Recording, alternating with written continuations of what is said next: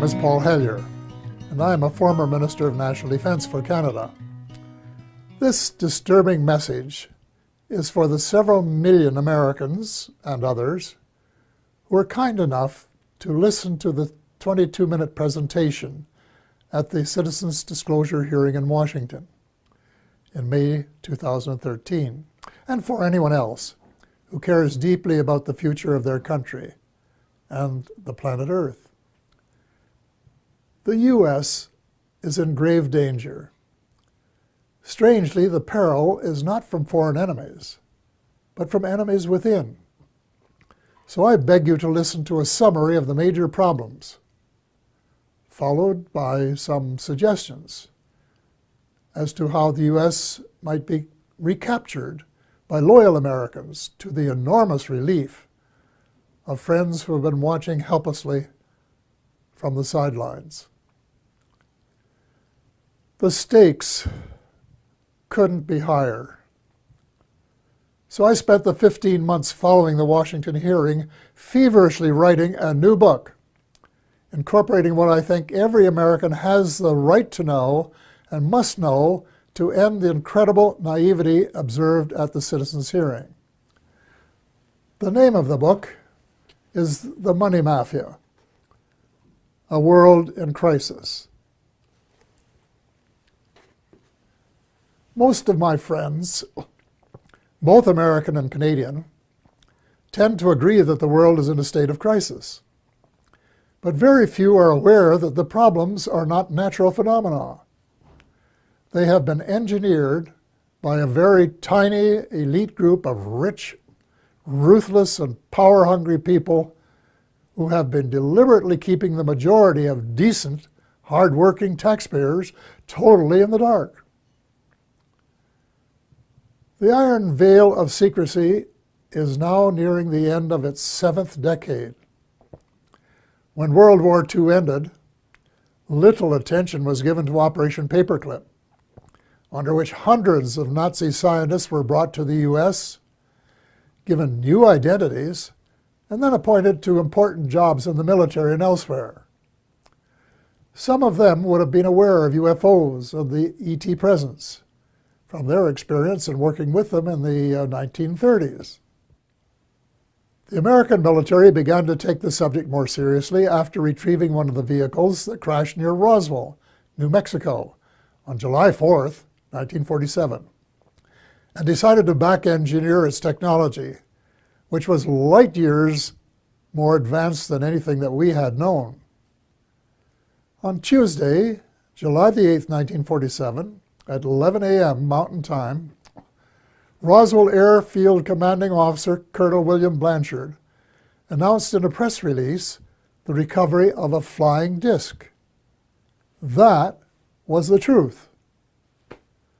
Later that same day, at approximately 4:30 p.m. Central Time, Brigadier General Roger Ramey, commander of the 8th Air Force and Blanchard's supervising officer, presented to the press an alternative story. He claimed the Army had recovered a Rowan target device suspended by a neoprene balloon. That was a lie. In fact, it was the cornerstone lie of what was to become a cult of lying and disinformation that is still United States policy today, 68 years later. In my brief address to the Citizens Disclosure hearing, I said that the United States and much of the Western world is ultimately controlled by an unelected, unaccountable cabal.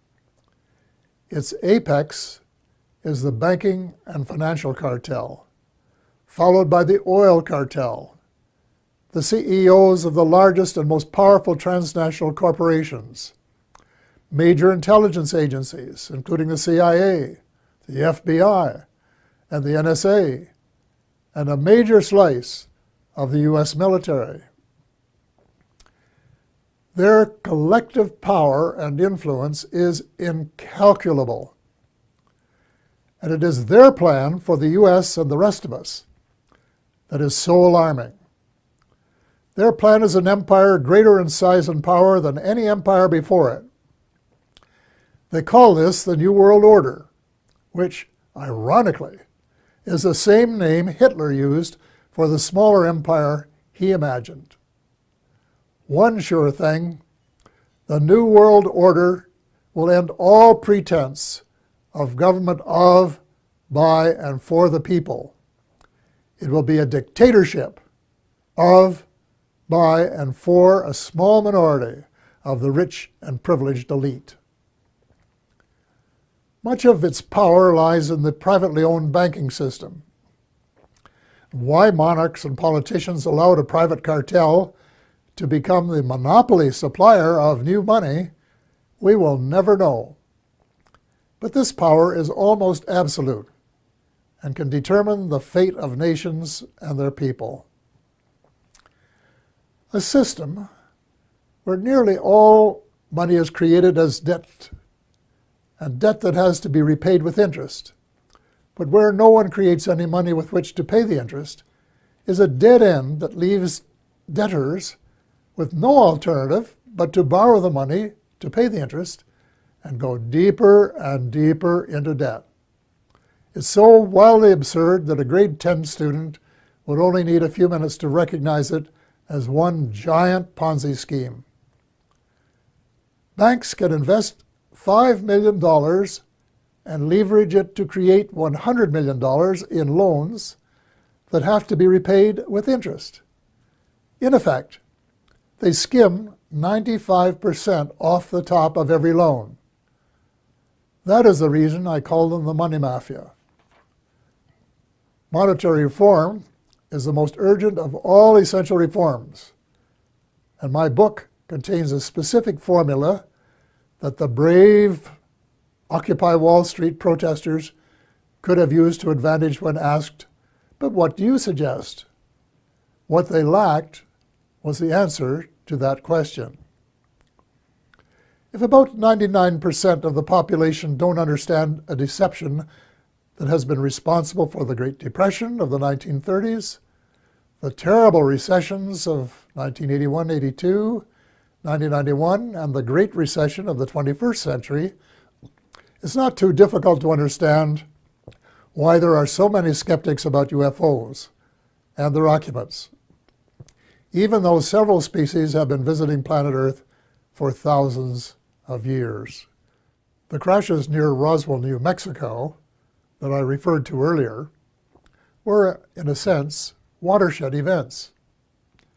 In Canada, Wilbert Smith, a senior officer in our Federal Department of Transport, of which I later became minister, wrote a top-secret memorandum to his boss based on information he had received during a visit to our embassy in Washington. The memo, dated November 21st, 1950, read in part as follows. A. The matter is the most highly classified subject in the United States, rating higher even than the H-bomb. B. Flying saucers exist. C. Their modus operandi is unknown, but concentrated effort is being made by a small group headed by Dr. Vannevar Bush. D.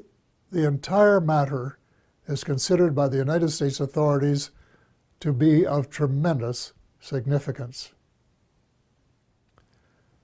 A control group of 12 senior civilian scientists and military officers was established by President Truman. They were known as the Majestic 12, or MJ-12, which issued a memorandum that included how to respond to UFO sightings by saying that they were natural phenomena, such as plasma or swamp gas, or that the observer might have been imbibing too much Jack Daniels bourbon. Nothing could be further from the truth. Under the Eisenhower administration, much of the physical engineering was transferred to underground facilities in Nevada and Arizona. Meanwhile, much of the control was transferred to civilian agencies in order to create plausible deniability as to its existence. When President Eisenhower wanted to take a look at the restricted areas, he was denied access. It was only when he threatened to send in the First Army that it was agreed that he could send 3 confidants to look at the secret areas 51 and S4. They reported that the Roswell vehicle was indeed being back-engineered by United States forces. President Eisenhower was so distressed by the situation that he included in his farewell address to the nation that his fellow Americans should beware of the military-industrial complex, which, according to one witness, was his way of saying that the ET file had fallen into the wrong hands. Indeed it had. It was under the control of the military-industrial complex, otherwise known as the financial, intelligence, and military wing of the all-pervasive cabal, which has seized control of the United States and much of the balance of the world. Beginning with Eisenhower, not one of the presidents of the United States has been given completely honest advice by his civil, military, and intelligence advisors, nor fully briefed on the ET presence and technology. The military-industrial complex adopted a strategy of perpetual warfare to enhance its own power and profit. It is inconceivable that this plan was discussed and approved in advance by any American president. Wernher von Braun, the German rocket scientist who came to the U.S. at the end of World War II, told my friend Dr. Carol Rosen, who worked with him, that they, the military-industrial complex, in order to maintain perpetual war, had to have an enemy. First, it will be the communists, he said. Then it will be the terrorists. And finally, it will be the ETs. So far, the plan has been unfolding exactly as forecast. The cabal, sometimes referred to as the shadow government, has been in control. When Sarah McClendon, veteran White House reporter, asked President Bill Clinton why he didn't do something about UFO disclosure, Clinton replied, and I quote, "Sarah, there's a government inside the government, and I don't control it." End of quote. Imagine the President of the United States and Commander-in-Chief of the Armed Forces isn't cleared to know what his troops are doing. Well, with the end of the Cold War, the Pentagon wrote a new defense plan, popularly known as a project for the new American century.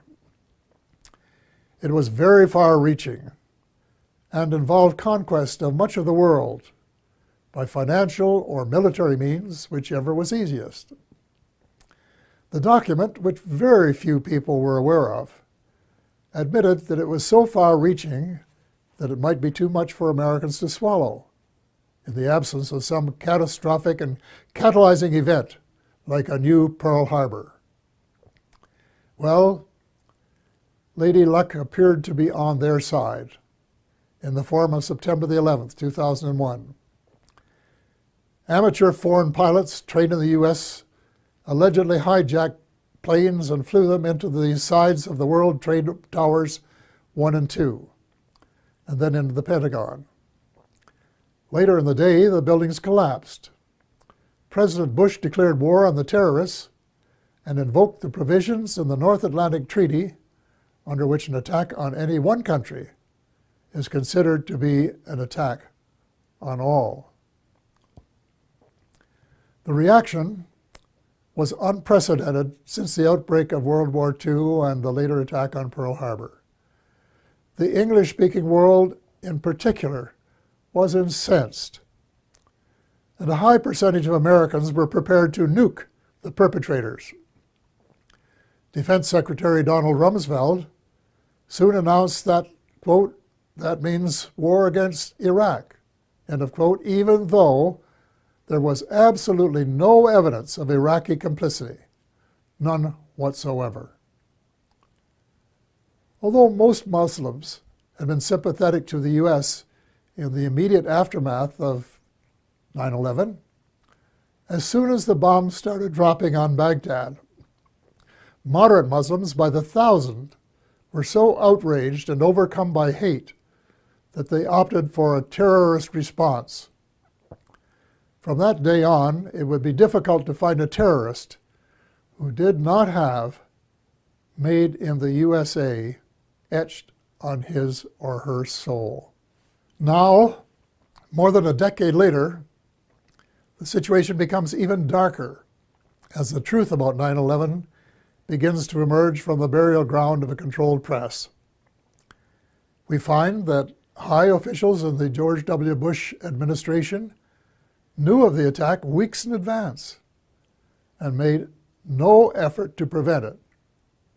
On the contrary, the evidence points to complicity when we find that not just 2, nor 3 buildings collapsed, nor 4, nor 5, nor 6, but 7. Some, if not all, had been rigged for controlled demolition. But that isn't all. A new weapon of mass destruction was used that reduced the concrete and steel to dust before it reached the ground. If you have any doubts about this, get a copy of Dr. Judy Wood's book entitled "Where Did the Towers Go?" 500 pages of meticulous evidence. The unfolding story reveals the greatest mass deception in history, with the most universally negative consequences. Far more important than the long lineups for security checks at airports.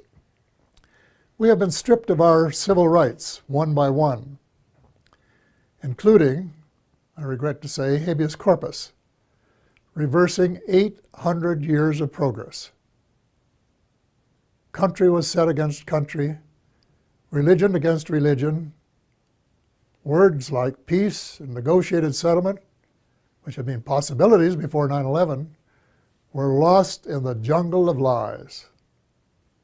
The cabal, also known as the military-industrial complex, was not interested in a just settlement. It wanted perpetual war, and that was what its heinous deception achieved. It also robbed the once great United States of America of its last vestige of moral leadership. Worse, by invoking NATO, it transformed a defense alliance into a US-led task force. And by recruiting former countries from the Soviet Union, an obvious provocation to Russia, it has managed to create rumblings of a new Cold War. The danger lies in the fact that the New World Order is not limited to old boundaries and concepts of empire, and we seem hell-bent toward a third world war.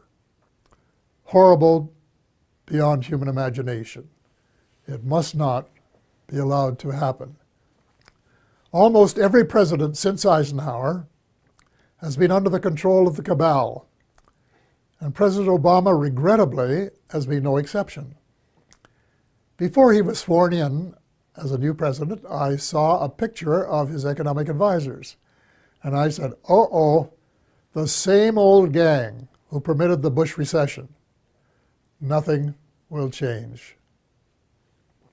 Then when the president persuaded innocent allies to join in a second unwinnable war in Iraq, and a senior U.S. military commander confirmed that it would take several years to win, it was obvious that President Obama was playing the military-industrial alliance game, and that it would be the only winner. Extreme Islam is an ideology, and it can't be killed by smart bombs. Most ISIS recruits begin as young idealists who are repelled by the way the world is being run and are looking for a better way. any effective strategy must be to win their hearts and minds, and not just to kill them and make them martyrs to a cause. Step number 1 is to convince President Obama that the policies of his predecessor benefit no one but the arms manufacturers. So all non-Muslim members of the coalition should withdraw from the war against the Islamic State and begin to reverse all of the wrongs committed by the West in recent years. Hate him or love him, President Obama is the only person in the world with the power to lead a penitent United States and its misled allies in the moral and spiritual revolution essential for a world of peace and justice, where the human species has a fighting chance to survive. The transformation has to be reversible before the next U.S. presidential election, which could be the point of no return. Ultimately, the Muslims must be allowed to settle their own problems. Before 9/11, Iraq was a Sunni dictatorship that treated its Shia brothers and sisters badly. The U.S. deposed Saddam Hussein and established a new Shia majority that treated its Sunni minority unfairly. The seeds of further conflict were born. The Muslims must resolve their age-long differences as Christians and of different denominations have recently been able to do. Perhaps the United Nations might be invited by the Muslims to convene a meeting of both temporal and religious leaders in search of a better way of settling grievances and differences. Meanwhile, it's time that all the Abrahamic religions, Christianity, Judaism, and Islam, kissed and made up. I was in my 80s before I knew that Allah was my God. My guess is that the majority of Christians are equally ill-informed. And the Israelites should start treating Palestinians as the blood brothers that they really are, instead of as inferior beings. It is wise to remember that the original covenant with the Creator applied to all of Abraham's children, and not just to the favored few. The bottom line is that the use of drones, suicide bombs, and crushing military superiority on the part of Christians, Muslims, and Jews are all prohibited by their holy books. The next step is to persuade all the major religions to practice the one principle that they have in common, which is to treat others the way they would want to be treated if the roles were reversed. Universal practice of the Golden Rule would transform the world. I get hundreds of emails from decent Americans and like-minded individuals in a dozen countries who want nothing more than the end of militarism and a massive shift in priorities toward universal peace and justice. Quite a few are involved in small projects that are making a significant difference at the micro level. But most of them are realists and recognize that the cabal doesn't want peace and justice. It wants power, wealth, and empire. So what can an individual do in the face of unprecedented power and wealth? The cabal, headed by the banking cartel, has almost unlimited financial power. But we, the people, have the numbers and must combine our limited power to form a critical mass that can move mountains. There is no guaranteed formula, but an educated guess would be that if 5 million decent and determined Americans got a copy of The Money Mafia, A World in Crisis, read it carefully, and then actively supported the comprehensive action plan set out in it, a miracle could happen. Each one of the 5 million would have to write a personal letter to the president, their senator, and their congressperson, demanding action forthwith in each of the critical areas in the same spirit of bipartisanship that would be expected in a war to save the world, which is exactly what is at stake. I am not going to repeat the list of essential reforms here, except for a few key items. The U.S. should play a leadership role in ending the private bankers' monopoly to print money. Actually, it isn't really money, it's just credit created out of thin air, a computer entry, and restore some of the power to the people that is rightfully theirs.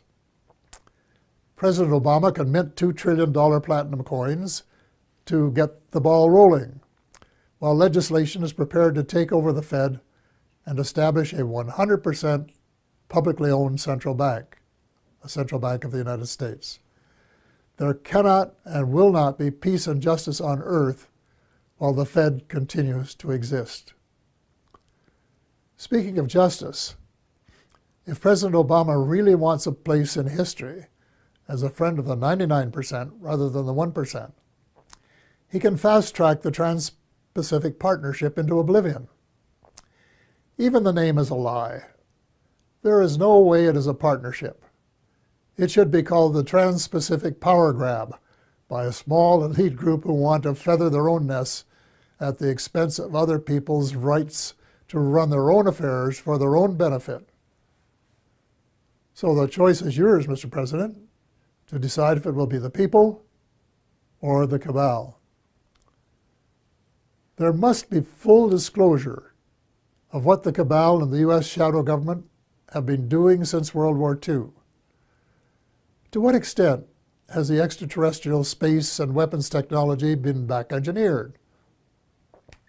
And is it true, as the late Ben Rich, former CEO of Lockheed's Skunk Works, said, and I quote, "We, the U.S., now have the technology to take ET home," end of quote. The extent to which there has been collaboration between the cabal and the ETs. What species? What motives? Were there agreements signed? And if so, were the terms of the treaty or treaties lived up to? To hear the truth emerge after so many years of continual lies and darkness will require either that the National Security Act of 1947 be rescinded or suspended, with a general amnesty so that decent Americans can tell the truth without fear of retribution. A kind of truth and reconciliation process will be required. Then there are the positive benefits that must be pursued. The President must issue an order that would release the secret patents on exotic energy and make them available to the world. The secret technology, in combination with a flexible financial system, will make it possible to convert from an oil economy to a clean economy in 7 years. It will provide billions of new jobs worldwide and help close the ever-widening gap between the haves and the have-nots. Simultaneously, a project should be started to restore our oceans before the food chain has been permanently broken. In addition, worldwide programs of forest preservation and reforestation should help provide the carbon sinks essential for greater stability in weather patterns. Speaking of changing weather patterns, full disclosure should give us a better idea of how much weather patterns have been altered by government tinkering.